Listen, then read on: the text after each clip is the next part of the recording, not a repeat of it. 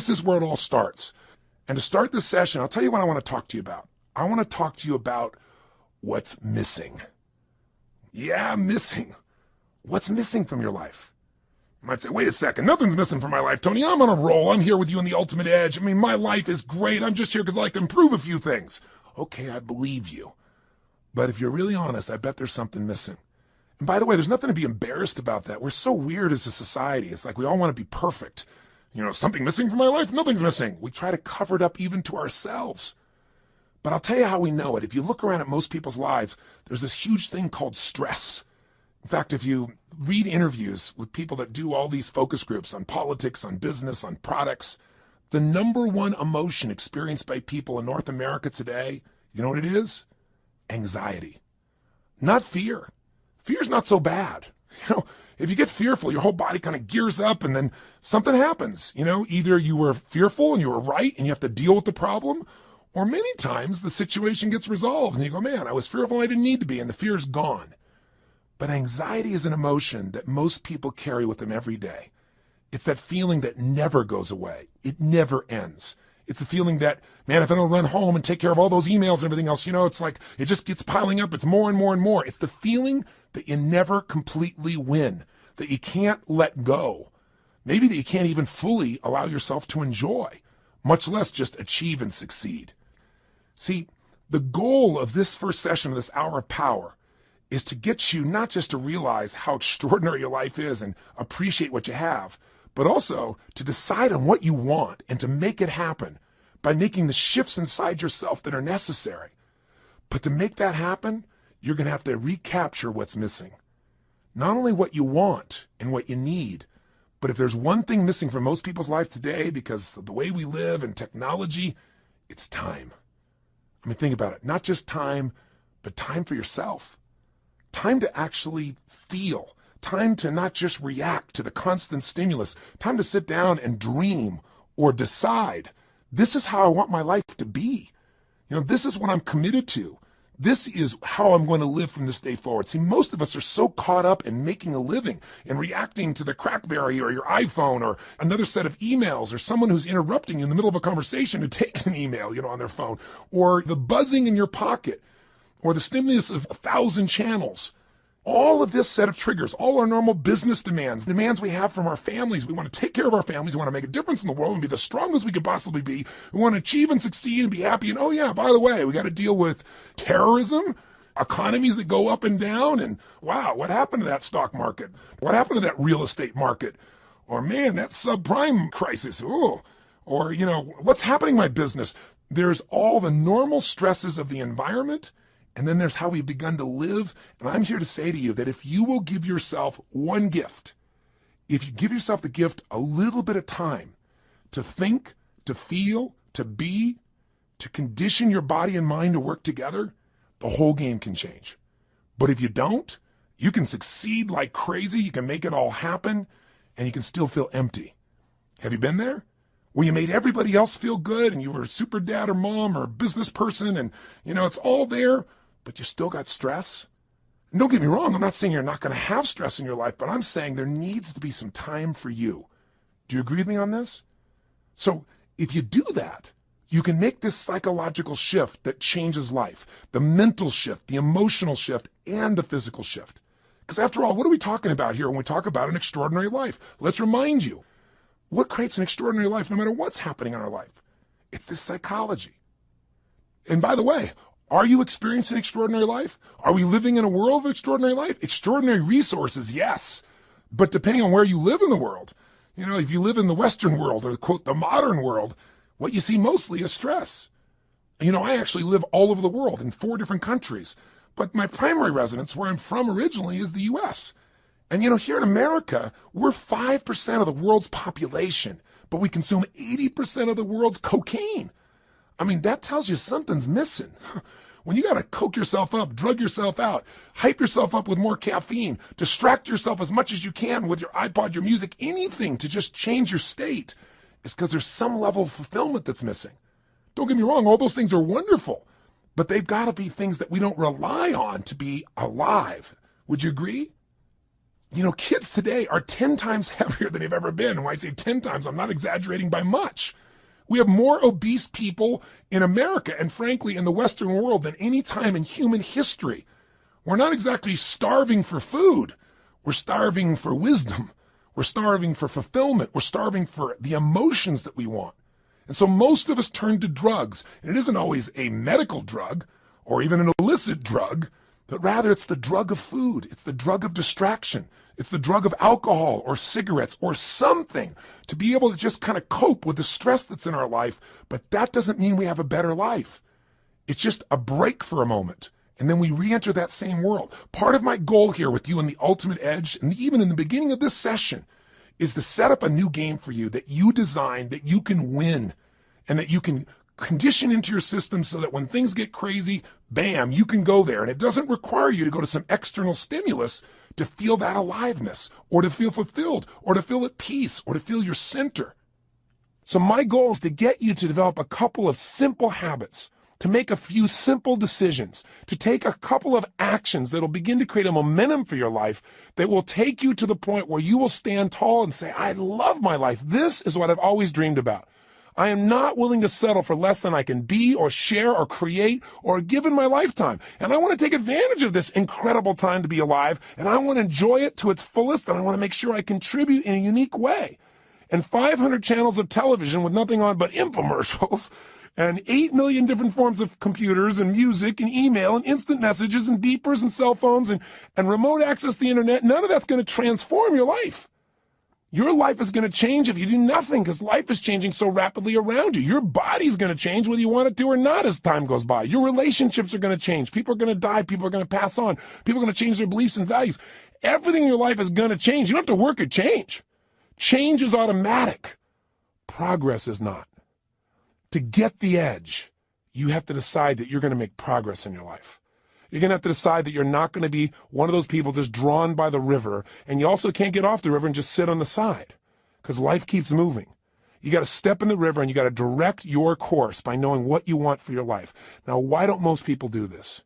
Because most of us are so stressed, we never take time for the thing that's really missing, time for ourselves. I mean, what's really missing is we don't ever contribute to ourselves. We're so busy taking care of our children and worrying about our spouses and our friends and making sure at work we're accomplishing the tasks on time. And the last person who gets taken care of is us. And we live in a society that's supposed to be so selfish, so many people talk about, but the truth of the matter is most of us are working so hard to make sure everybody else is happy that we aren't happy within ourselves. And so I want to talk to you about what's missing. Time for you. I mean, when do we really stop and feel? I mean, really feel, remember who we are and what we're about and what we want from our lives. Most of us never find that time. And so what happens to most of us is since we're constantly in the action of doing, the old phrase, we're not human doings, we're human beings, it's kind of corny, but it's true. We don't take the time to be. And so what occurs is, out of the stress of doing, constantly competing, trying to make sure we achieve, we contribute, take care of the family, and we make everything happen, most of us to survive look for a way to stop and distract ourselves. And so we drug ourselves. And the drug isn't always regular drugs. We don't call it drugs, we call it food. Because you eat enough of that stuff and load up, guess what happens? All of a sudden you relax. Especially if you overeat, all that blood rushes into your stomach, and you start to breathe again. Do you ever notice when you're going, go like this, you're not breathing very much? That creates just a bit of stress. And some people, that's not enough. They get CNN and then they're working on the internet simultaneously and they're getting a conversation on the other side because they figure if they can keep enough things going in their head, they can forget about all the stuff that's stressing them. They don't even care about what's on the television. They don't really care about what they're surfing on the net. They just need an escape. But you'll never escape your way to fulfillment. You'll never escape your way to joy. You'll never escape your way to an extraordinary life. The only way you get that is by deciding what that means to you. What is that extraordinary life? What is that fulfillment? What is it you want? And that's got to be a process that is consistent, not something you do once in a while when you got a birthday with a 0 on the end. Not something that you do, at New Year's where you sit down and go, all right, I better look at my life, see how I'm doing. All right, let's make some resolutions that I know I'm going to break within the week. And then I'll check in on them maybe a year from now, next New Year's, and see how I'm doing. That's called recipe for failure. Do you think most people in life are fulfilled? Or are most people in life stressed? Now, let me tell you, stress is a code word for fear. See, when somebody says they're stressed, that's because they don't want to say I'm fearful. You go, no, I'm just stressed. I have all these things to do. Well, why are you stressed about it? Well, if I don't get them done, if you don't get them done, what? Well, then everybody will be upset. Well, what if they are a little upset? Well, well, then I'll have failed. Well, if you fail, what does that mean? Well, you keep on digging. If they fail, they feel like if they failed, then they're worthless. If they're worthless, they won't be loved. Stress comes from making things more important than they really are. And most people in life are spending all their time majoring in minor things. They're putting all their focus, all their energy, all their attention on responding to the reactions of the moment, rather than stopping in that timeless place of who you are and saying, gosh, what is it that I really want today? What do I want to create? Because I got to tell you something. Everything in the outside world, everything around you that you like or dislike, that's stressing you or that you're thrilled about, was first created on the inside. Everything that you're experiencing in your life, your relationship, the way your kids are, your job, your opportunities, it all started with decisions you made in your head. Decisions about what to focus on, decisions about what things were meaning, whether you should be upset about it, or whether you should learn from it, whether this is a challenge, an opportunity, or a crisis. And the decision about what you're going to do, these decisions are shaping your life. You got to understand, getting the edge simply means this. 80% of success in anything in life is psychology. The ability to manage your mindset, your ability to find the opportunity in any situation. This isn't stupid positive thinking where you just sit around and, go to your garden and say, there's no weeds, there's no weeds, there's no weeds, there's no weeds. I don't believe in that kind of positive thinking. It's garbage. There's weeds there and you got to pull them out. But you got to have enough intelligence, enough psychology to say, I'm not going to see it worse than it is. Because, people say, I'm skeptical, I'm pessimistic. Oh, garbage. You're fearful. If you say you're skeptical or you're pessimistic, what you're really saying is, I'm afraid of being disappointed. I don't want to get my hopes up. I don't want to look naive. So I don't want to be hurt again. But I got news for you. If you're going to have an extraordinary quality of life, if you're going to get the edge in life, where the passion and the juice and the joy and the fulfillment and the happiness and the love and the family is, where the Quan is, like Jerry Maguire talked about, right? Where you got it all. You got the love, the respect, the connection, the contribution, the money, the fun, the fame, the whatever. Whatever your definition of the ultimate level of life, that edge comes when you master your mind and your emotions. But you know what? 20% of your success is mechanics, and they do play a role. And sometimes our mechanics are getting in the way of our psychology. Sometimes we've structured our life where there's no time to think or be. So you say, okay, if you ranted and rave, what am I supposed to do? All right, you start to kind of say, I should take some time for myself. Where am I going to find that? I got to get up. I got to take the kids to school. I got to make it to work. I get it all done. I come back home. I got to pick them up. I got to take them to dance lessons, to soccer. Well, then I got to work on my homework. Then I got to answer all my emails. When am I going to do this stuff? Stop. We all get what we have to have. That's it. The most basic principle getting the edge is for you to understand and for me to remember, for all of us to remember, we all get our musts, we don't get our shoulds. Everybody's got a list of shoulds. I should take time to work out. I should take time for myself. I should actually go on a diet. I should make more calls. I should just allow myself to listen to some music and meditate a little bit. I should do my taxes. But most people doing this stuff, they just what I call should all over themselves. You don't want to should all over yourself. Here's what's true. What you must do, what you believe is a must, happens. Right now, you're earning what you must earn and not a dime more. Not what you want to, don't get me wrong. And listen, I know I sound like I'm ranting. That's because I'm a nut. But by being a nut, I've achieved a lot. I've achieved a lot of things in my dreams and goals that have happened because what I am is I'm unreasonable in my expectations. So if I sound unreasonable, it's not to be disrespectful and it's not just a rant. It's because I know I've spent the last 30 years of my life now with more than 3 million people from every walk of life, from presidents of countries to presidents of companies to parents to children, best sports people in the world. I've had the chance to find the difference in people, and the difference is in their unreasonable psychology. That unreasonableness has gotten them to say, this is a must and I will settle for nothing less. And those individuals, whether it's a woman like Rosa Parks on a bus who says, no, I will not move to the back of the bus. That was completely unreasonable. She had no way to back it up, and she changed the world. Or a little lady, tiny woman with no background, no education, no money, who decides she's going to change the world, Mother Teresa. A person who, by the power of her will, her psychology, her unreasonableness, by making it a must to help people that no one would help, by making that her must, she changed the world. When she died, every major leader in the world flew. 100,000 people lined the streets to watch a woman who supposedly had no resources. Unreasonable men and women shape the world. If you want to get the edge, you got to get unreasonable. The way you get unreasonable is you turn your shoulds into musts. And I'm here to tell you, you're earning what you must earn. You have the time you must have. If you say to me, I really want a relationship, but I'm not in one, then your relationship's a should and not a must. What's really a must is you don't want to be hurt. It's a must not to be hurt. And if it's a must not to be hurt, you're not going to be in a relationship. Because if you're going to be in a relationship, there's going to be hurts. That's part of the nature of a relationship. But there's going to be more joy than you could ever imagine too.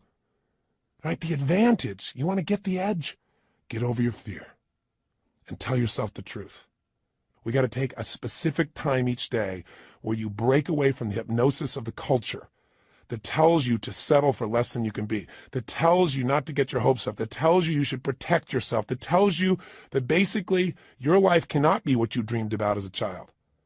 And I'm here to tell you that as long as you buy into the culture, you'll be like the majority of the population who have no advantage and have to settle for a life that really is what I call no man's land, a life where they're not really happy, but they're not unhappy enough to do anything about it, a life where there is no passion and no real drive.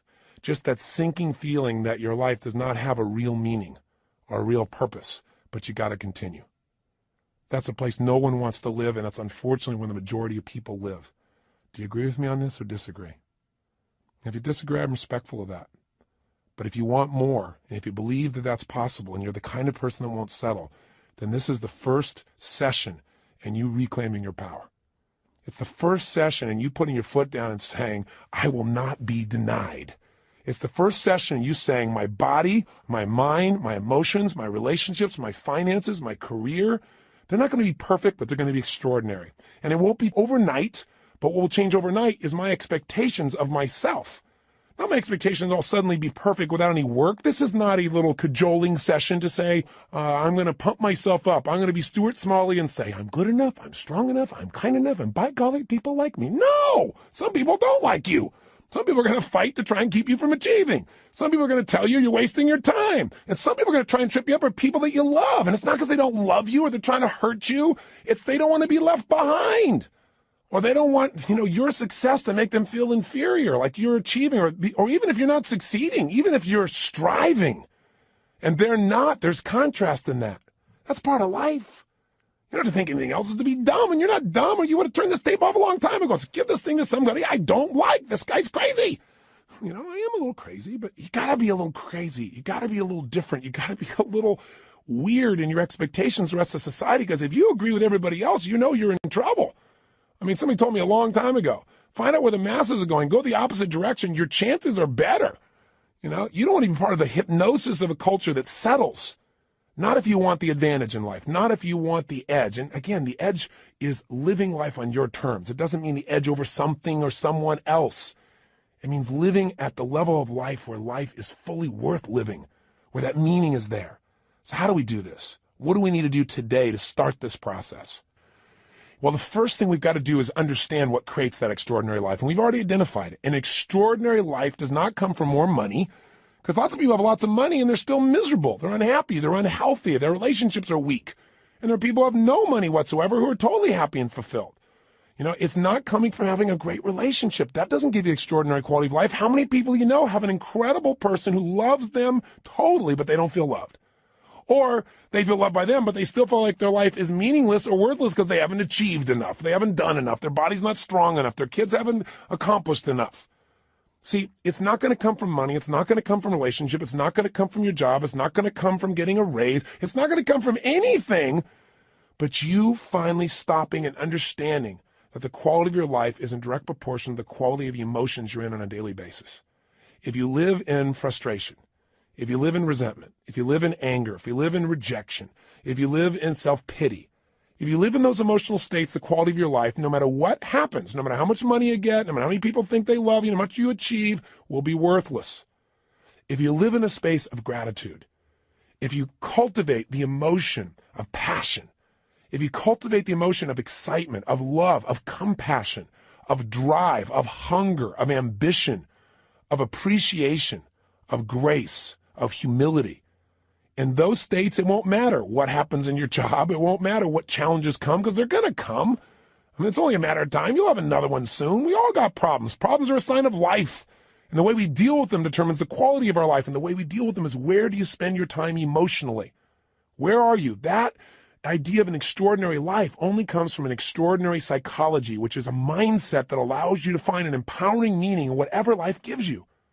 I mean, I meet people all the time that are so upset over the littlest things, and you meet somebody who's terminally ill, and you don't even know it.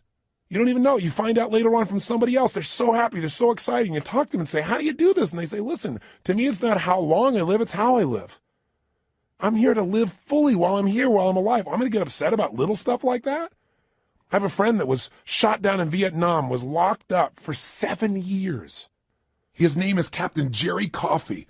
And Captain Coffey and I have been friends for several decades now, but I'll tell you, the greatest thing he did that allowed him to make this one of the best experiences of his life, which is ridiculous as that sounds, he really experiences and believes, is because he developed a set of rituals while he was in that prison that allowed him to take control of his body, his mind, his emotions, and to this day, they live inside him. One of the most valuable things of this session, the reason we call it this hour of power, and the shortcut to it, by the way, is called 30 minutes to thrive, or at least 15 minutes to be fulfilled. Everybody's got 15 minutes, is a set of rituals of what you're going to do with your body, your vision or focus, your emotion, your language, that will gear you up to be able to handle anything. Where literally whatever happens, you'll be able to say the same thing about that aspect of your life as Jerry Coffey said about those 7 years. See, in any moment in time, you can be upset about anything. Because what's wrong is always available. I mean, if there's nothing wrong with you, if you got kids, there's something wrong there. I promise you. Just look. Or there's something wrong with your spouse. There's something wrong with your boss. Or there's something wrong with the world. There's something wrong in Africa. There's something wrong somewhere. What's wrong is always available, and so is what's right. If you don't consciously decide what you're going to focus on every day and make it a priority, then weeds grow automatically. You don't have to plant weeds. They're automatic. You don't have to worry about gravity. Something's going to pull you down unless you use your will to stand up and move. You go, well, it's just natural to be down all the time. Well, then it's natural to lie on the ground, right? But how we have an extraordinary life is we resist the natural forces. I remember years ago when I met Norman Vincent Peale. He was amazing. He was 92 years old, and he was doing a seminar. And I was 32 at the time. And I thought, gosh, only 60 more years of this. And so I said to him, I said, Norman, what are you doing still going out here doing seminars at 92 years old? And he was so cute. He turned to me and he said, Tony, there's still a few negative people out there. I started laughing. I said, you're the best. And I said, tell me, what's the most important thing you want people to understand when you're talking? He said that problems are a sign of life. He's the person I got that from. I said, what do you mean? He said, well, everybody's talking about how they don't want any problems. He said, but the only people that have problems are people that live in cemeteries. And I said, I heard that somewhere. He said, well, yeah, I said that in 1936. I said, my God, he's been around a while. But the reason I tell the story about him is the idea of resistance. He said to me, when he first met Gene Tunney, who was the heavyweight boxing champion of the world back then, he said, I went up to Gene and I said, Gene, how do you get muscles like that? And Gene looked at me and said, do you really want to know or are you just asking? And Norman said, actually, I was just asking. But he said, I didn't say that to him. I said, yeah, I want to know. And he said, Gene looked at me.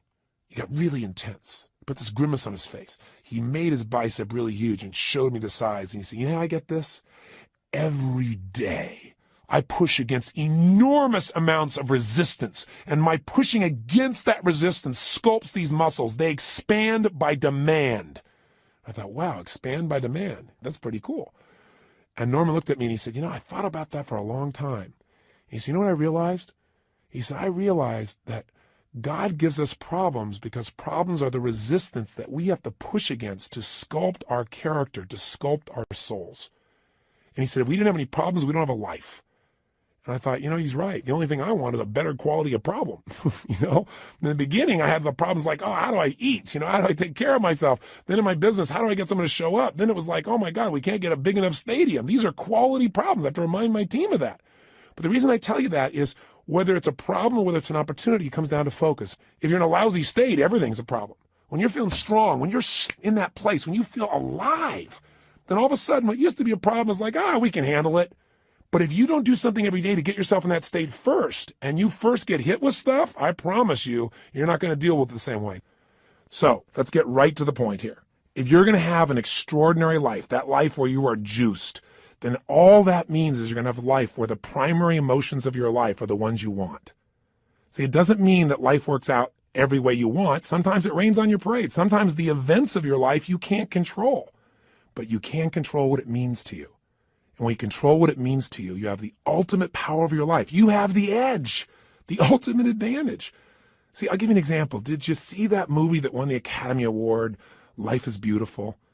It's a story of a man who has an extraordinary life. Not because he has more money than anybody else, not because he's in a situation where everything is easy, but because he's alive. He has this joy about him. And by the way, if you've actually ever met Roberto Benigni, the man who plays this character, you know that he lives this way day to day. You know, he was authoring this thing from himself. He's such a joyous guy. And when he won the Academy Award, you never saw so much emotion. He was like a little boy, and everybody loved it because nobody else has the guts to be that way. Or they've forgotten what it feels like to just feel, to be alive. What makes him extraordinary? An extraordinary psychology, an extraordinary mindset, an extraordinary way of looking at the world.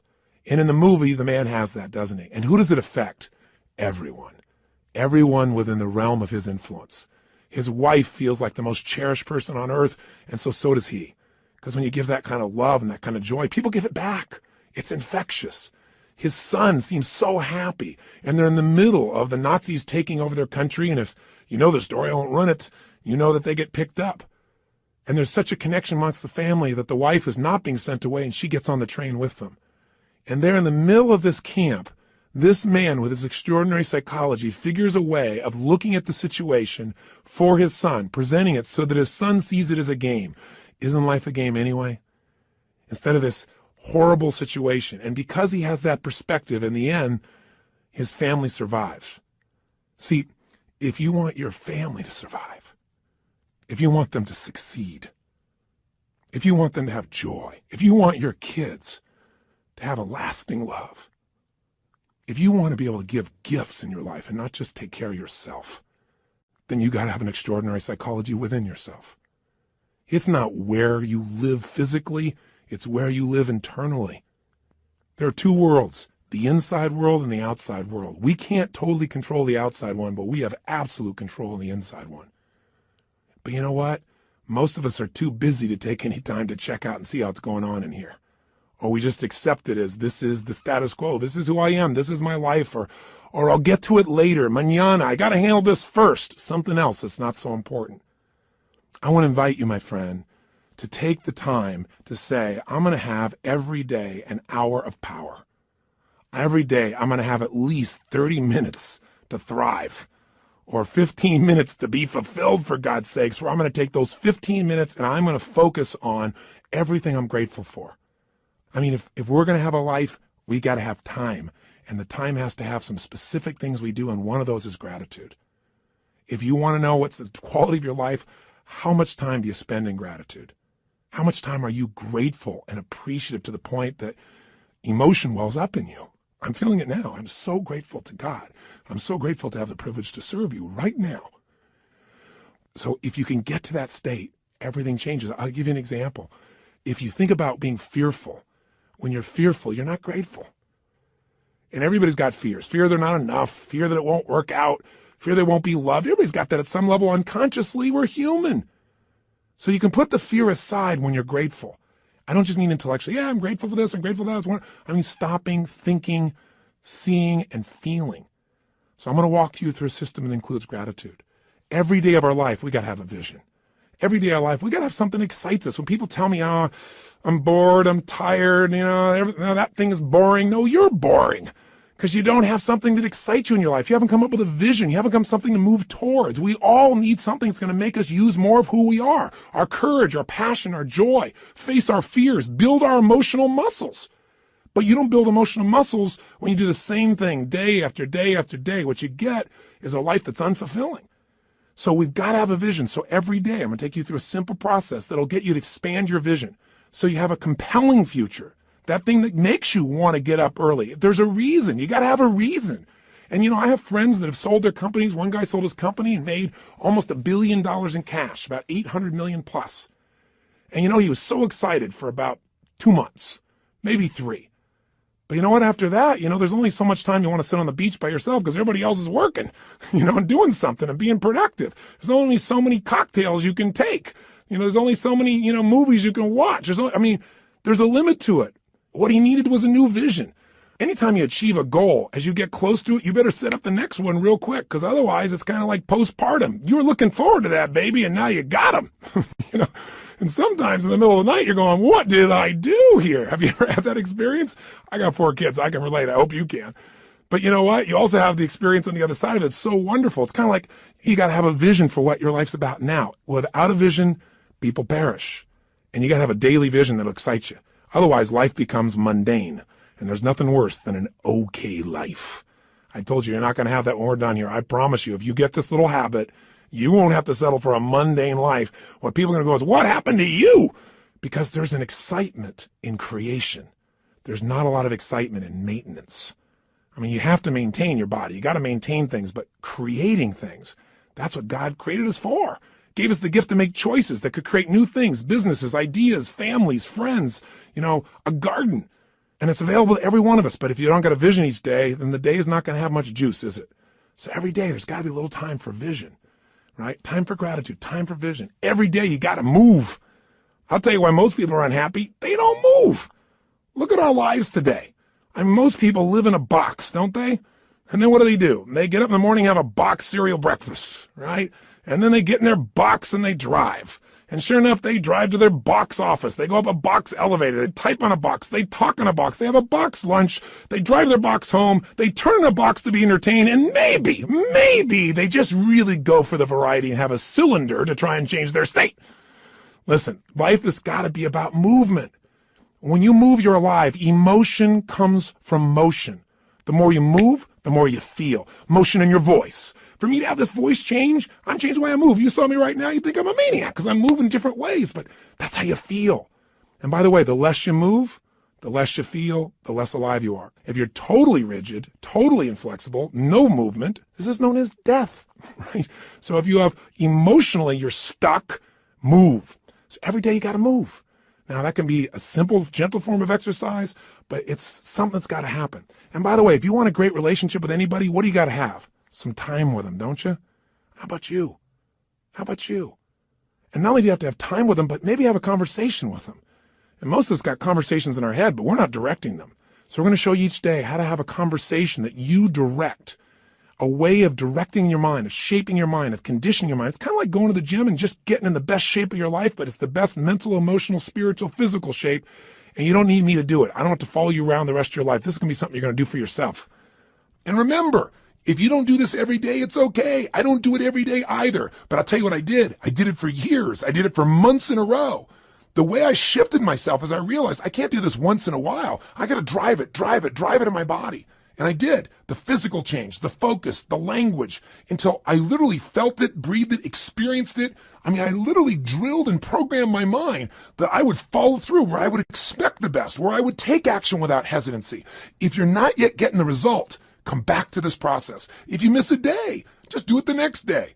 But I will tell you this, if you do this for the next 30 days, 21 minimum, couple of weeks, absolute minimum, I'm talking at least 15, 20, 30 minutes, you're going to get momentum. You're going to get addicted to this. You're not going to be doing like it's a chore. You're going to look forward to this time with yourself. You're going to come out so vital and strong for your day, or at the end of the day to get ready for the next one. You're going to love it.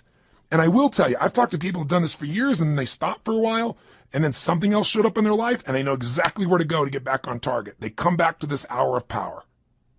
And you don't have to do the full hour. Just do 15 minutes to be fulfilled. Do 7, 8, or 9 minutes where you move your body. You get focused on what you're grateful about. You focus on what you really want. You do some incantations and you'll be rocking and rolling. And if you do that, you'll get momentum. Pretty soon you go, oh, let me do at least 15 minutes. Oh, man, this is feeling good. Let me go for a half hour. Don't you deserve at least 30 minutes out of your day? Out of 24 hours? An hour out of 24 hours to have the power and the juice and the excitement and the strength be activated in you? Listen, all this stuff's in you. But if we don't focus, if we don't activate it, we're not going to have the power and fulfillment we deserve. But if you do, I'm telling you, life, whatever you've dreamed about creating or shaping or experiencing, it'll be a cartoon compared to the experience you'll actually have of your life or what you'll really create. I know this not only from my own experience, but from millions of other people who do it. This has got to become your baby, your time. Take it, use it, live it. By the way, this is a process you're going to do for yourself. I'll be here for you on this audio program, this Ultimate Edge, but you don't need me. This becomes a ritual you can do on your own. You ever want a kick in the butt or you want some guidance? Come back here and I'll be here for you. But this is something you can do for the rest of your life. It's not creating any dependency. This is your life. This is your process. And it'll be your reward. So how does it work? Well, let's do this first. It's time for you to make some discoveries. So I'm going to ask you, just take a moment. And if you have our journal there, you can do it in a journal. You can do it on a piece of paper. You don't make it rules driven. Just do it. Don't just do it in your head. I want you to write down all the emotions you experience in an average week. And on one side, write all the good ones, the other side, all the bad ones. Now, when I say bad ones, there really are no bad emotions, but the ones that are painful and you don't like. So all I want you to do is write them down. And when you write them down, try not to edit them. Don't try and say, well, just do it this way. If you experience this emotion on a consistent basis, doesn't mean every day, but at least once a week, write it down. The ones you consistently feel, not the one once in a while you feel this feeling, because what this is going to tell us is where you're really living right now. This doesn't tell me your income. I don't care. But I care about what you're passionate about. I care about what hurts you. I care about what you love. I care about what moves you. And you do too. And you don't even have to tell me the what's. Let's just figure out the feelings first. So please take a moment right now, because now we're going to begin to stop talking and we're going to start the process of doing. First step here is let's figure out where you are.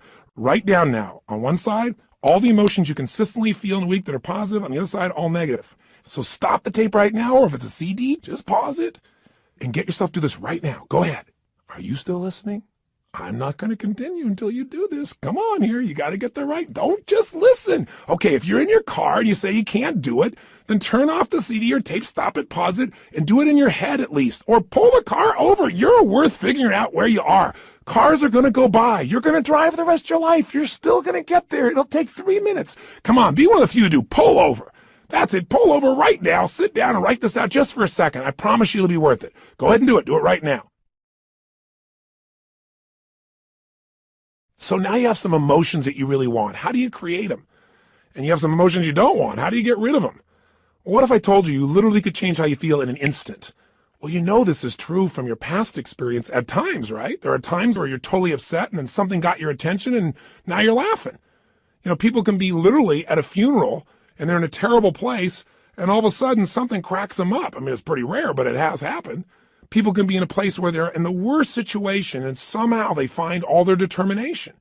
How to do that specifically is what I want to show you real quickly now. And I'm going to give you a quick overview of it, but I'll give it to you in 3 parts. 3 things you need to feel anything. These are the reasons why you feel anything. In other words, if you feel sad or upset or frustrated or depressed, there's only 3 reasons. And if you change any one of these 3, you're going to change how you feel. And if you change all 3, you'll change how you feel completely. If you're feeling happy, if you're feeling excited, if you're feeling euphoric, if you're on a roll and you want to know why you feel that way, yeah, maybe great things are happening in your life, but there's a reason why you feel that way in this moment. Sometimes you have great things happen in your life and you still don't feel great. So how do you do that? There's 3 reasons. 3 things have to be in place for you to feel great. I call these 3 reasons the triad because there are 3 patterns that if you do these 3 patterns in your body in a certain way, you'll get a certain result, and it's like a recipe. You do one recipe, you get one result. You do another one, you get a different result. You get one kind of cake or another. So let's give you an example. I have an initial seminar, an immersion, where in one weekend, people get massive momentum to change their life. It's called Unleash the Power Within. It's a chance in a weekend to really step up and say, I'm going to transform it. I don't care if it's my body, my emotions, a fear, my job. It's time to do it. And we put people in an environment for 3 days of total immersion. That is a blast. And people come out transformed. That process, though, very often, one of the first things I'll do is I'll ask people, what do you really want? I'll take people in the audience. We got 1,500, 2,000 people in that type of program usually. And they'll say, oh, well, I want to make, $1 million. I want to make $1 billion. I want to help my kids get through school. I want to have more confidence. I want to lose 57 pounds. I say, okay, great. Why do you want these things? If you lost the 57 pounds, if you made the $1 billion, what are you going to get? And sooner or later they'd say, well, if I change the world, it'll make a difference. And I'll say, yeah, but what will that give you? And eventually say, well, it'll make me feel good, like my life had meaning. Or they'll say, if I lost 47 pounds, I'd feel more sexy or I'd feel more energetic. Or they'd say, if I made this money, I'd feel freedom or power or secure. Whatever it is you want, you only want it because you think it's going to give you a feeling. And the truth of the matter is you can have that feeling right now if you just change these 3 patterns I'm going to tell you about. So the first pattern that determines how you feel is not the event, but what you do with your body in this moment. Right now, you're feeling, whatever you're feeling right now as you're listening to me, is related first to how you're using your body. If you're slumped over, if you've not been using it, if you're tired, you probably feel different than if you're listening to me walking right now as an example. Now, I'll give you a more specific example. If I were to tell you that there was a depressed person behind curtain number 1 over here, and for a $100,000 donation to your favorite charity, if you could describe them physically without seeing them, I bet you could do it, couldn't you? What's their posture like? You know, say it or think it at least. You can say it. No one's going to hear it. You're probably in the car. You're walking. People talk on phones all the time. They don't know what's going on. Speak to me. Seriously, what's their body like? First, their posture's probably what? Slumped. Where are their eyes? Down. Where's their head? Down. What's their breathing like? Full or shallow? Of course it's shallow. Their facial expression, up and tight or slack? You know it's slack. Now, how come you know all these things without me telling you? Because you've practiced this stuff before, haven't you? We all have if we've ever experienced this. Now, if you do this with your body, I don't care who we are. If you do these things to your body, you're going to feel lousy. You're going to feel depressed. Now, if you change the way you use your body, if you put your shoulders back, if you breathe, if you use your voice in a different way, if you move or gesture at a different tempo, it's hard to feel depressed in that way. In fact, there was a research study that was done early in my career that was done at UC Berkeley. And they did something that sounded insane. Traditionally, if somebody's depressed, if they go to a traditional psychiatric approach, today we live with a philosophy that depression is merely a Prozac deficiency. You know, that we live in this world today that if things aren't working out, let's not resolve what's going on inside you. Let's just drug you. It's called better living through chemistry. Yeah, just drug you and keep on going. We do the same thing with kids today. We got this attention deficit disorder. They've now upgraded it to ADHD, attention deficit hyperactive disorder. This couldn't be the fact that kids are overstimulated, don't get enough focus or attention, and don't know how to use their energy in a world where things are going so slow when they're learning in school compared to how they are on the internet and on MTV or anything else. It must be that we should drug them into submission so they get as slow as us and we're comfortable. It's an interesting way that we look at life today. The truth of the matter is these kids are using their bodies in ways that aren't acceptable, but they're not being directed. We go for the quick hit. We want the instant solution, even if it isn't the long-term solution that makes us more healthy. You can get a solution, but it may not be sustainable in a healthful way. The bottom line is, in that approach, we usually drug people. So at UC Berkeley, they tried something different. No drugs. Did something you're going to think sounds so stupid. Here's all they did. They came up with a simple approach. They took people that were clinically depressed. This means you achieved high levels of depression. You've got certification now. You are clinically depressed. You are an achiever at the depression level. This means you've practiced this pattern on a regular basis. And they took them, and by the way, I know I'm sounding obnoxious right now. I'm not trying to make depression sound like these people are terrible, because I felt it in my life a long time ago too, but I don't go there anymore because I know exactly what creates it. And I want to break the pattern of us thinking we're not in control. So please understand where I'm really coming from. But the point is, here's what they did. They had people come for 4 weeks, stand in front of this mirror that has 3 parts to it, and do one silly thing. Grin from ear to ear. And they had to make them smile for no good reason for 20 minutes.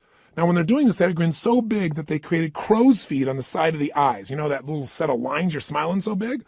Now, interesting, they keep their shoulders back while they're doing this and breathe fully. You go, dumb idea. But what happened? Not a single person was able to remain depressed, including a woman who claimed that she was depressed even while she slept, which is one heck of an accomplishment. And you know what's interesting? At the end of these 20 days, many of them had no need for medication anymore, and that's all they changed. Only one part of what we call their triad. Just the physical part. That's how powerful it is.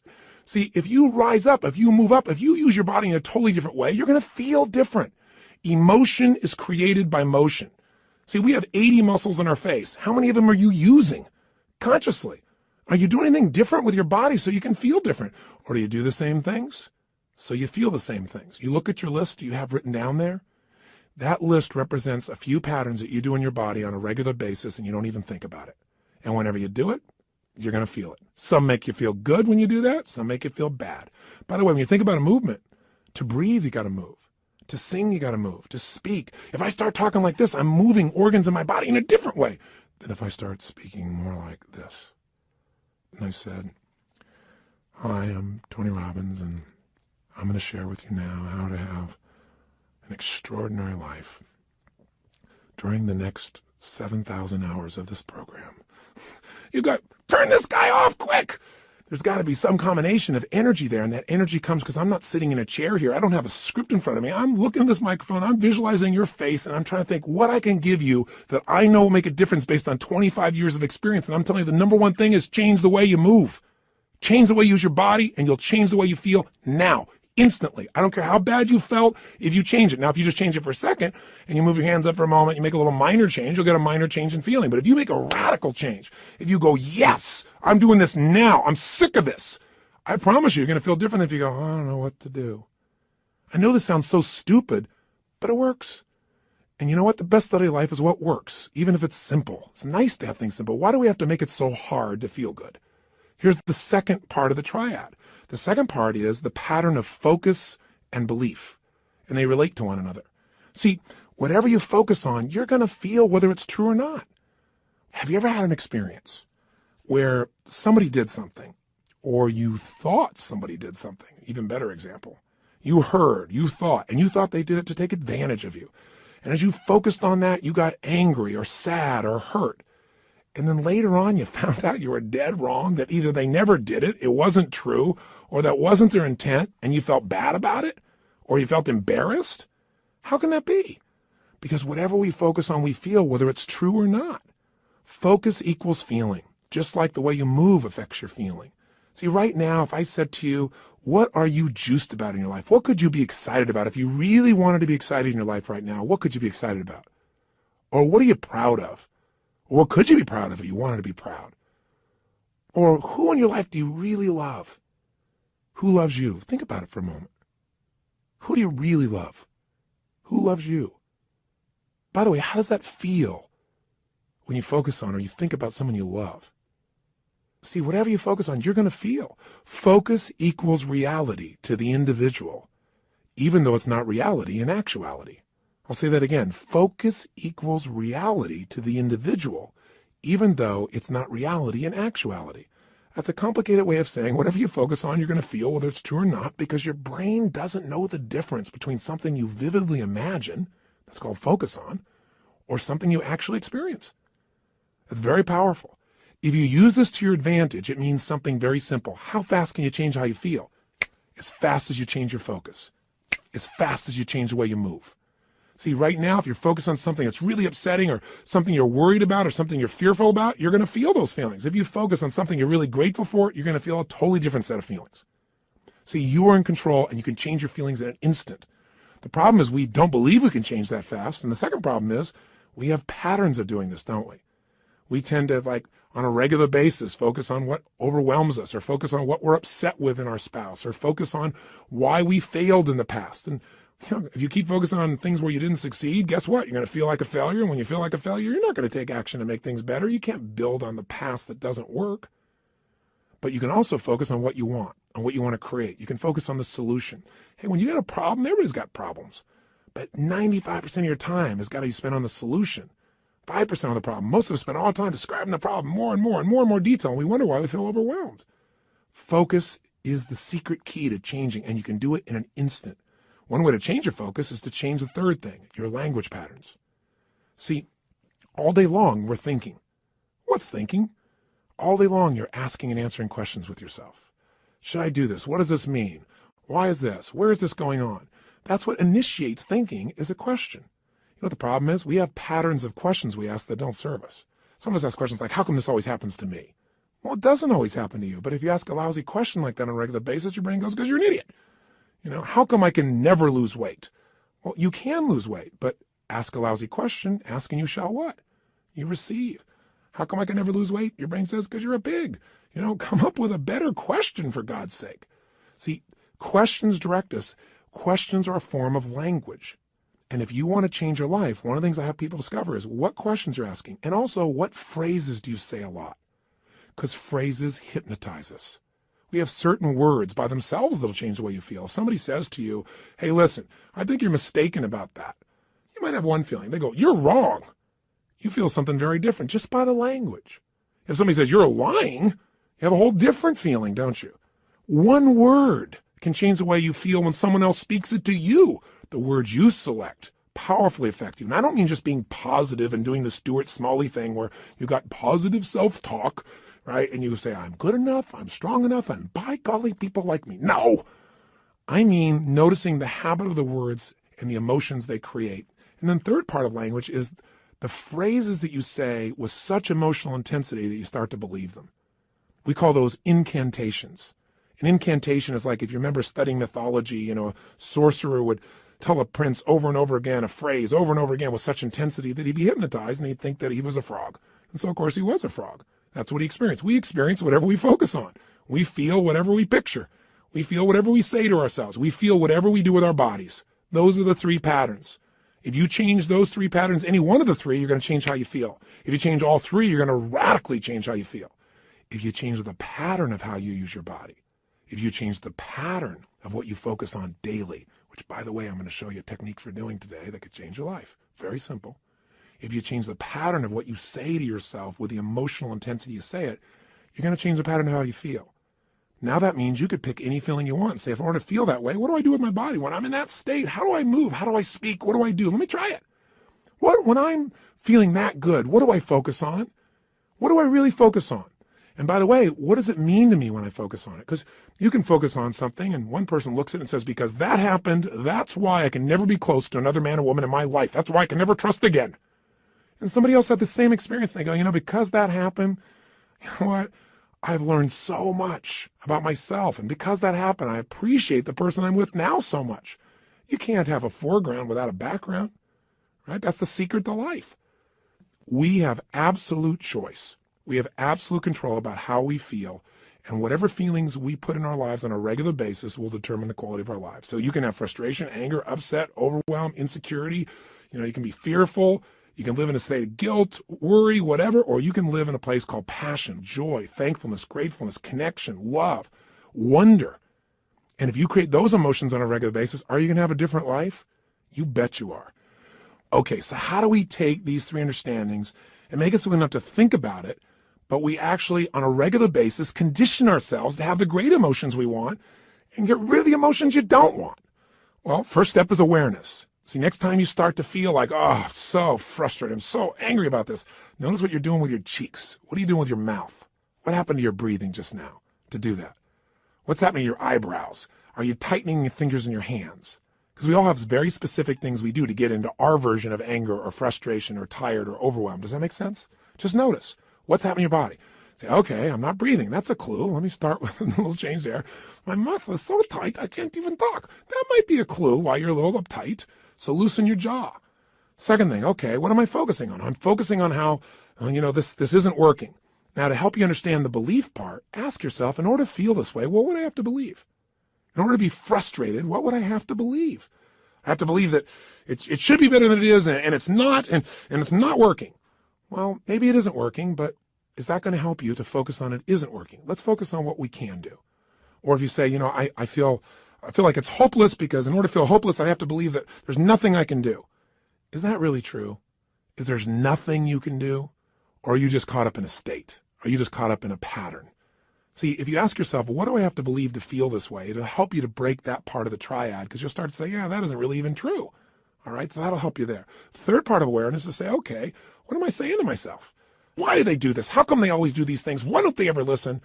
Well, I'm asking a lot of lousy questions because they may listen sometimes, but I'm saying they don't. I'm saying it with total intensity.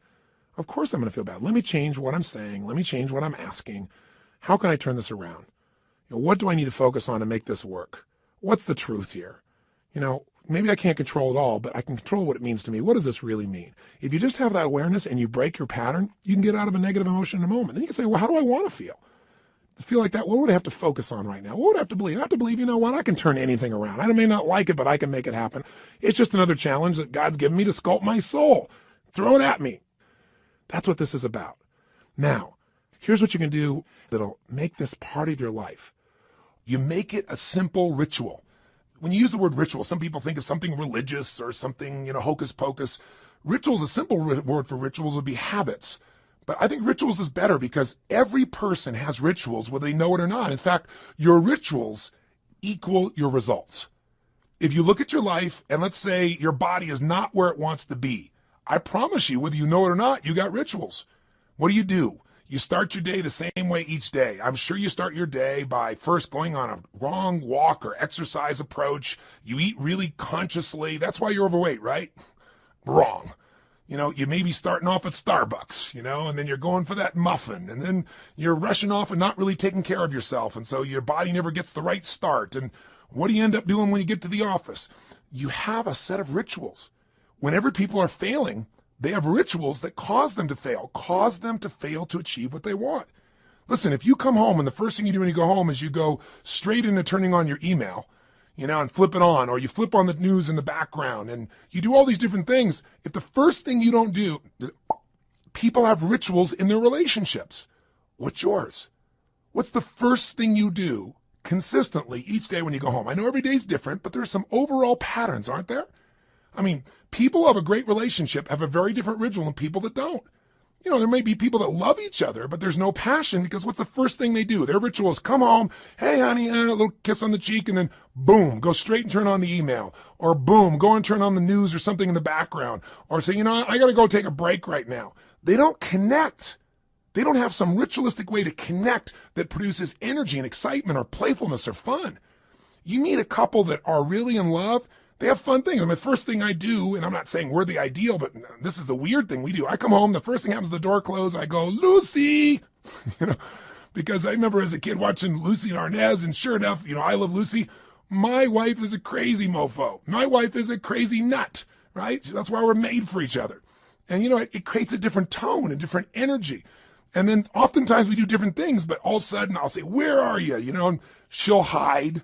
Or she'll come running at me, we haven't seen each other for years, playfully, we hug and twirl. We do this stuff all the time. I mean, I'm making this up. People go to my personal assistant very often, and the most common question she gets, she tells Sage and I is, I've seen them in the seminars, I've seen this environment. I mean, they're not like that really all the time, are they?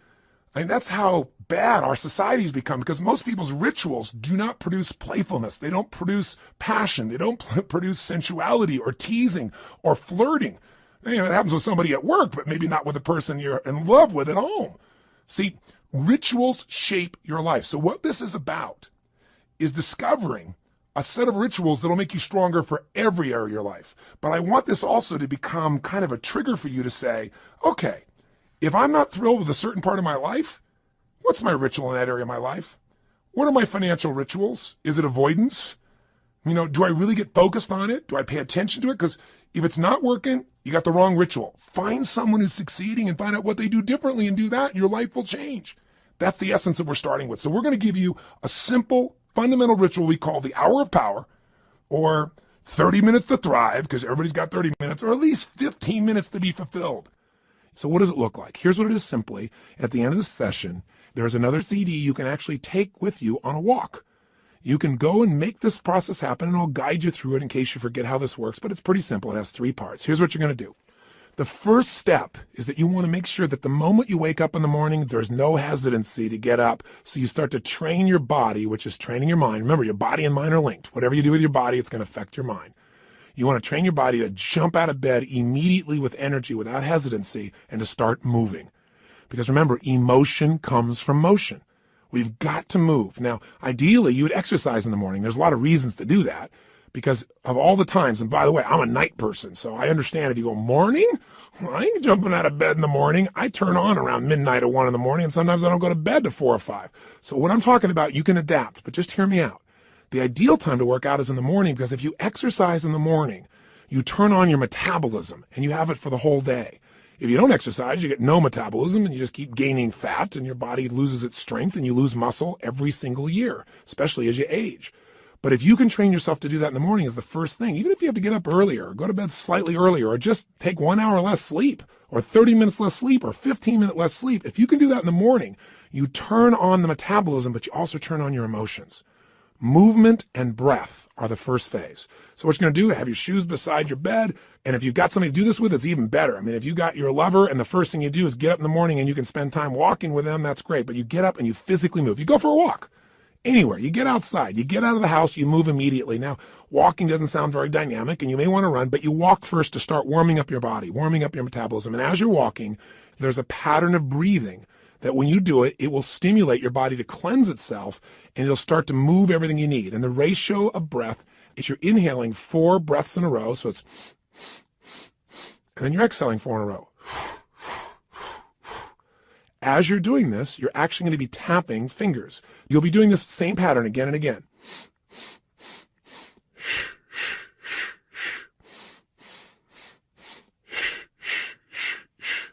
This pattern of breathing will alter your state. You will literally, after doing this for about 5 minutes, begin to feel radically different. Now, you're going to inhale through your nose, as you probably heard, and exhale out your mouth.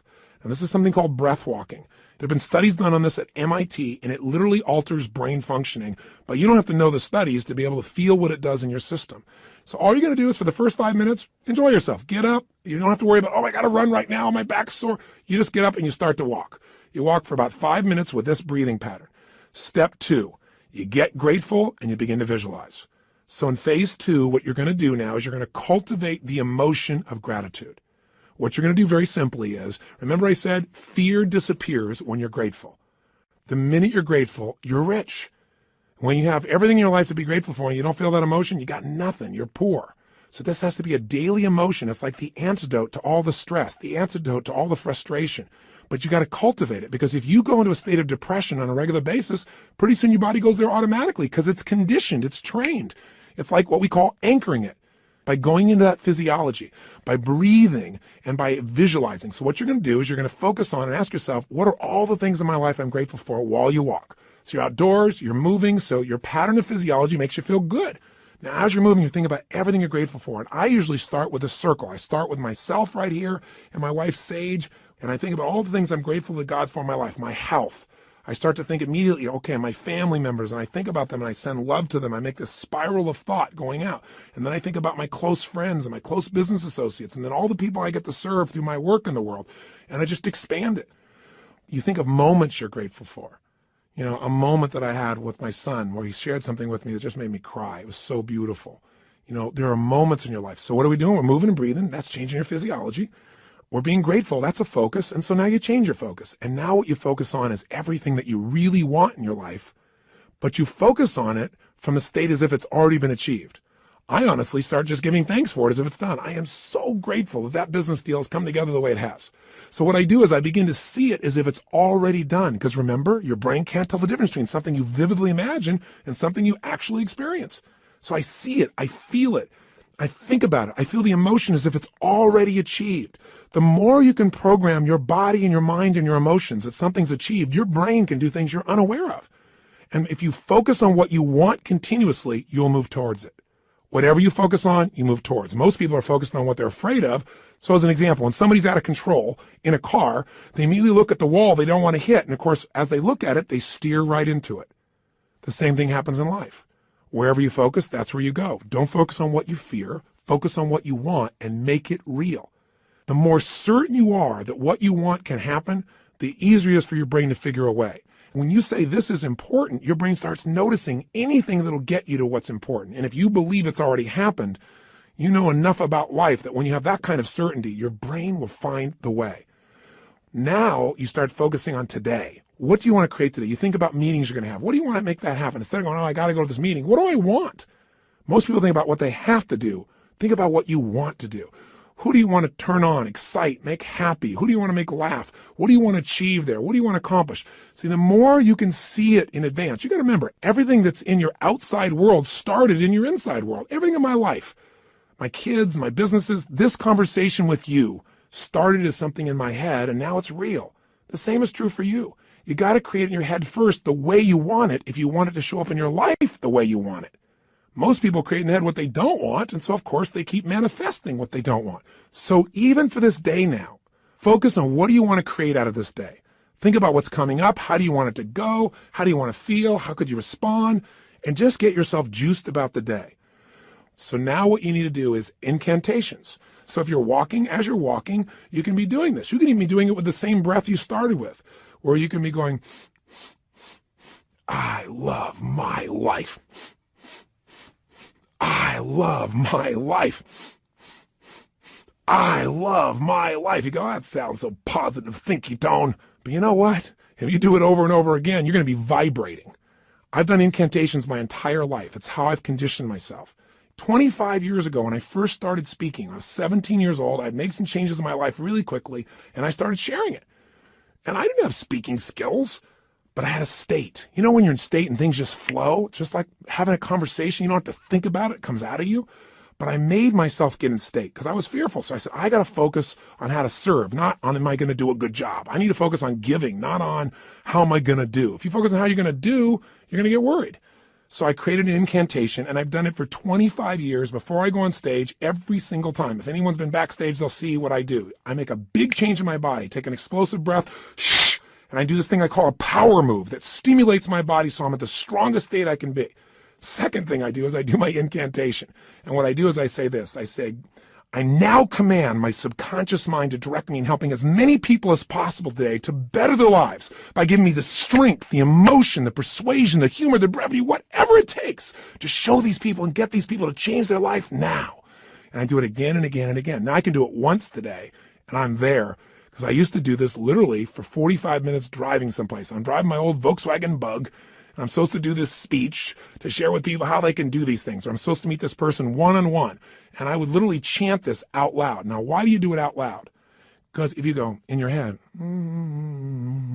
that doesn't affect you. Speaking engages your physiology. And when you speak with certainty and intensity, it conditions you. So the bottom line is you do this while you walk. So if you're conscious about this, you can do it under your breath, like I said. You can do it in a breathing pattern.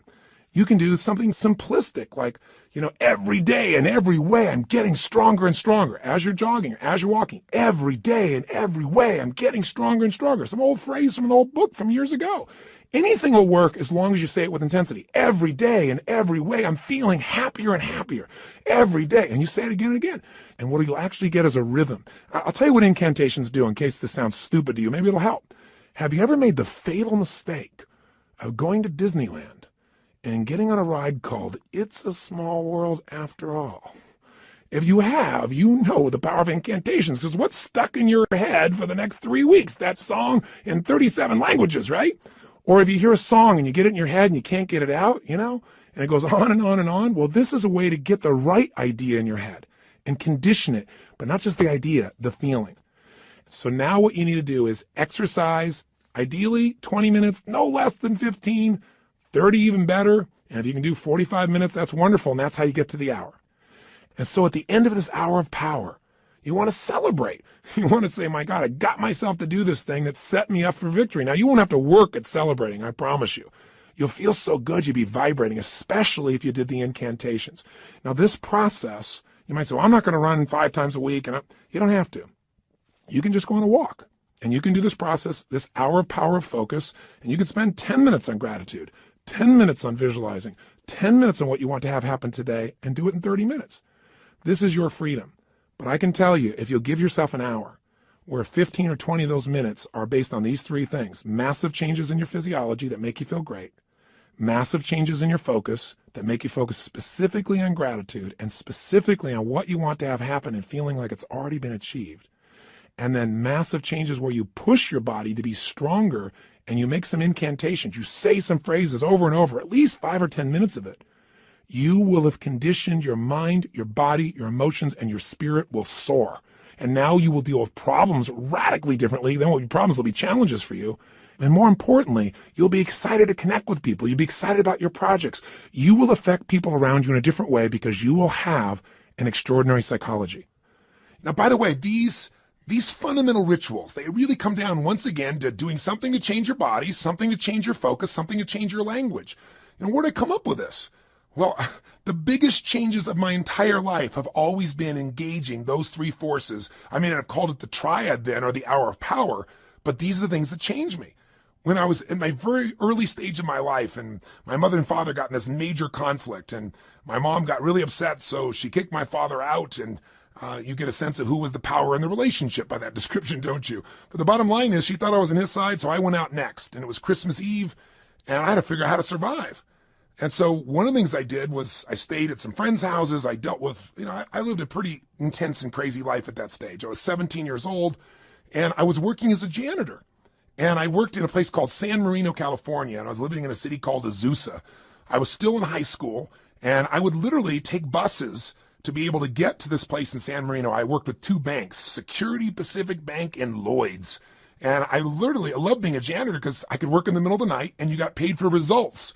instead of lollygagging along, man, I kicked butt. I went in there, put, the equivalent of my iTunes on, but in those days, it was this big 8-track portable player. That shows you how ancient I am. But I carried it around from room to room, and man, I just kicked butt. And I got through that thing, they gave me 6 hours to do, and I think I used to do it, if I remember right, like in 3.5 or 4. But it took hours to get there, hours to get back. Not just one bus, but I had to make connections on them. So long story short, I'm doing this, I'm not getting much sleep and getting up in the morning, going to school, and I'm burning out, but I'm still sticking with it. And I'm upset with my mom because I feel like she is not listening to me. And frankly, this is not an attack on my mom. Thank God she did this. This made me so strong. At the time, I hated her guts, honestly. But, she was pushing me in ways I didn't really realize at the time. You don't always understand as a kid. I just had my own story about it. But all I knew was I was trying to survive. And the bottom line of the story, and the reason I'm telling you this in terms of rituals is this. I'd finish maybe 1:30, 1 o'clock in the morning, and then I'd get out there and I'd jump on that late night bus and start the long journey home. Well, interestingly enough, on this night, I get out there, I'm waiting for the bus, and I'm going, I know I didn't miss it. And I kept my eye out on it because, I couldn't afford to miss the bus. It's the only bus till morning, or, I don't know when, hours and hours later. I never discovered that, but I knew I had to be on that bus. And nothing came. An hour went by and nothing came. An hour and a half went by. Now I don't know the real time. I can't remember honestly, but somewhere around 2:33 in the morning, and I'm freaking out. And so sure enough, guess what? Somebody comes by and goes, "Hey kid, what are you doing?" And I said, "What are you talking about?" This man, he said, "The buses aren't coming," because I was sitting on the bench. He said, "There's a bus strike." So what do you do? I didn't have any friends with cars. I couldn't, quote, call home and get a lift. So I finally thought, I got to get home. And I started walking. I thought, at this pace of walking, I am never going to get there. So inside of me, something just snapped. Something got mad. Something got intense. And what I started to do was started to jog. I thought, I can't jog all this way home. And then something inside of me went, you're going to find the way. You're going to find the way. And I started doing these incantations. In those days, I just started reading these books on programming my mind, some of those old basic books. And I started, as I was jogging, going, every day in every way, I'm getting stronger and stronger. Every day in every way, I'm getting stronger and stronger. And then after doing this over and over again, it became like an addiction. You ever had one of those songs get stuck in your head? Did you ever make that fatal mistake of going to Disneyland and riding on that ride called It's a Small World After All? And then that song is stuck in your head for like next 3 weeks in 167 languages. Well, this can happen in a positive way. This incantation, I kept changing. I'm getting healthier and healthier. I'm getting stronger and stronger. Honestly, I think in the very beginning I went, I'm going to show her. I'm going to show her. It was anger initially, honestly. I'm going to show my mom she can't stop me kind of thing. And then it converted into joy. I ran from San Marino to Azusa.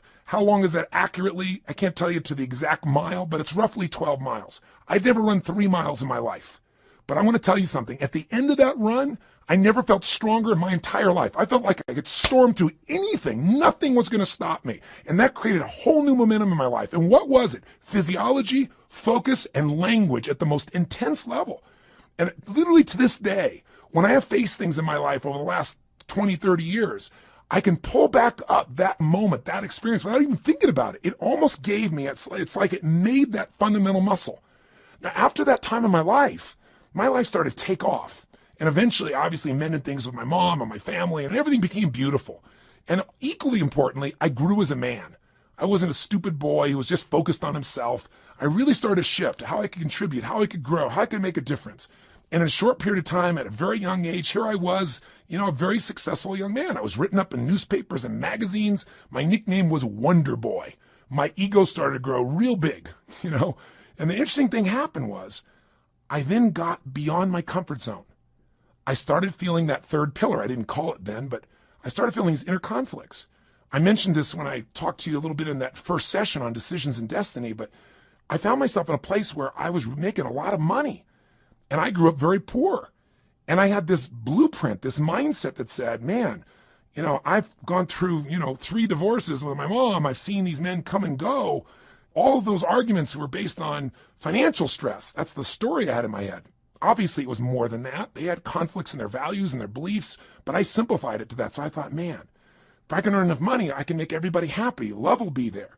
But it's not what happened. I went back and started hanging out with my friends, and all of a sudden they started like, yeah, you got money now. And I had all this judgment. I was never doing it for money. I was doing it because I wanted to make a difference, and I wanted to have some financial freedom too. So you know what I started doing? I started to sabotage myself. I didn't do it consciously. I did it unconsciously. Started not showing up for key meetings. Started showing up late. Started snapping at people. And I'm a loving guy. And I feel bad about it. And then I'd apologize to the person, but then I'd go do it again. It was like unconsciously. I wanted to get back to where I knew everybody would be okay with me. They'd be okay if I was successful, but not too financially successful.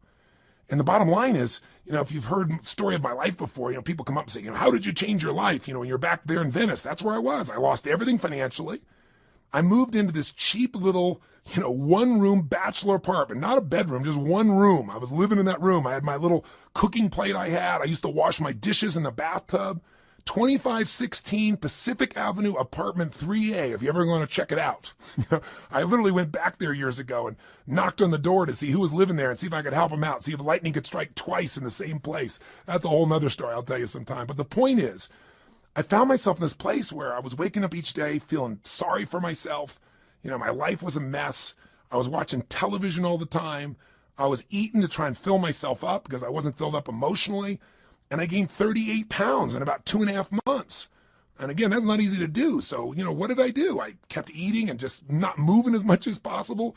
But what changed me was a series of events, one in particular, but a series of them that really made me feel humiliated, made me look at my life and say, man, somewhere inside of me, I know I'm more than what I'm demonstrating mentally and emotionally and physically and financially and spiritually. And the day that all snapped for me, the way I changed it was with the same ritual. I didn't think about it consciously. I just went, look, I got this big gut. I got no energy. I feel like I got no control over my life. So I decided I was going to go on a run. Now, going on a run is not something I'd done for several years at that point, at least a year and a half. And I had this big gut. And so I put on in those days what used to be known as a Walkman. Don't know if you're ancient enough to remember those as well. You can see how I was moved from 8 tracks all the way into the Walkman, this giant little device with a headphone. And I remember I played some music from a group called Heart. Do you remember them? They had a song called Barracuda. And I got on that beach and I ran as hard as I could humanly run until I felt like I was going to spit up blood, and I kept on doing it. I didn't know what I was doing at the time, but you know what I was doing. I was making a big change in my physiology.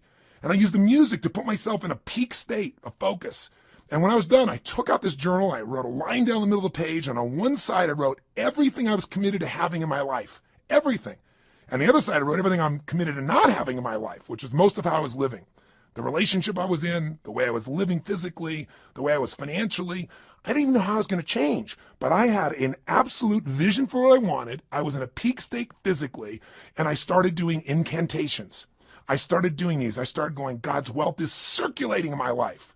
His wealth flows to me in avalanches of abundance. All my needs, desires, and goals are met instantaneously by infinite intelligence, for I am one with God, and God is everything. I remember it so vividly. I'm not looking at some script right now. I remember it vividly because I did it day after day after day. And I didn't just say these over and over again. I visualized God's wealth is circulating in my life, and I see the wealth of God coming to me in the form of love and joy and connection and making a difference. His wealth flows to me in avalanches of abundance. And I'd imagine avalanches of joy, of happiness, of impact, of money, of love, of fun, everything. I'd image it. I'd feel it in my body as it was happening. God's wealth is circulating in my life. His wealth flows to me in avalanches of abundance. All my needs, desires, and goals are met instantaneously by infinite intelligence. And I would say it with that intensity and see it. For I am one with God, and God is everything. Over and over and over and over again, till I would wake up thinking these thoughts. God's wealth is circulating in my life. I would feel this connection to God. I'd feel this connection to nature. I'd feel this sense of abundance. And sure enough, whatever you focus on, where focus goes, energy flows. I started looking for answers. What did I do? An hour of power. And I continue to do this today. Anytime I want to strengthen myself, and sometimes I'm not even trying to strengthen, I just want to get in the state of momentum, I go and do my hour of power. And I do it different ways, but it always includes a change in the physiology, my focus, my language, my sense of vision and gratitude. And I can do it different times and create all kinds of variety and use music and elements, but it never leaves me. And by the way, I promised to tell you exactly what Pat Riley did. I said, how did Pat, when he lost the second game of the NBA championship, 2 in a row, and he's looking at his players and he sees that they don't believe they can turn this around, and all the media is saying, Only 2 teams in history have ever been able to come back from 0-2 and win the championship. And you don't have a historic team here. It's not like you have the greatest players in the world on your team. He's hearing all this. How do you find a way to find that internal certainty that could get him to not only believe, but do what's necessary to maximize his ability as a coach? How do you find enough certainty that he could transfer that to his team? He did his own version of Hour of Power, does it to this day. Pat's way of doing it is he gets a little walk going, and then he does these yoga-like postures that cause him to make this radical change in the way that he's sitting, moving, breathing, and focusing. And then he starts to get visions. He starts to meditate, and he gets a vision for what he's really after, not what he's afraid of, what he wants. He asks quality questions that give him quality answers. And then, of course, he has his incantations for himself and for his team. They have a theme that they repeat again and again and again until it literally gets in their nervous system. One of Pat's most fundamental belief systems that he uses as an incantation with his teams as long as he was a coach was simply this: we are the best conditioned, strongest, toughest, most disliked team in the league. Because he wanted to be so strong that they could face anything. And all these guys get that in their body day after day after day.